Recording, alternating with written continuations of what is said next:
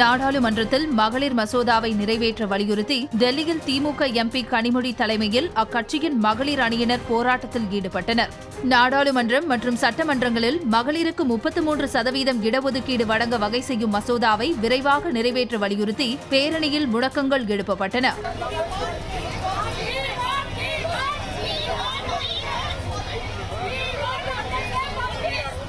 முன்னதாக செய்தியாளர்களிடம் பேசிய கனிமொழி 20 ஆண்டுகளுக்கும் மேலாக மகளிர் இடஒதுக்கீடு மசோதா நிறைவேற்றப்படாமல் இருப்பதாக குற்றம் சாட்டினார்.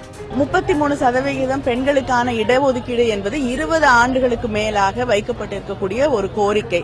திராவிட முன்னேற்ற கழகம் தலைவர் கலைஞர் அவர்களும் தளபதி அவர்களும் இதை தொடர்ந்து முன்வைக்கக்கூடிய கோரிக்கையாக போராடி கொண்டு வரக்கூடிய கோரிக்கையாக இருக்கிறது.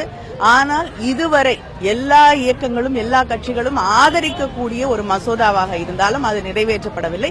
இப்பொழுது இருக்கக்கூடிய சூழலில் இதை பற்றி யாரும் பேசவில்லை. இந்த மசோதா இப்பொழுது நிறைவேற்றப்பட்டால் நிச்சயமாக வருகின்ற பாராளுமன்ற தேர்தலிலாவது பெண்களுக்கு ஒரு நியாயமான இடம் கிடைப்பதற்கு வழிவகை செய்ய முடியும்.